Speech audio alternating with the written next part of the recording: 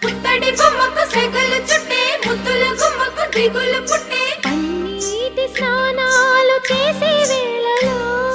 నున్నని చెప్పకు సిగ్గులు పుట్టే అన్నుల విన్నను అల్లరి పెట్టే కనరాని బాణాలు తాకే వేళలో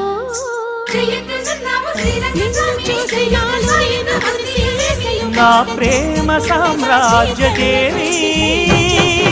పుష్పం పత్రం స్నేహం దేహం సమర్పయా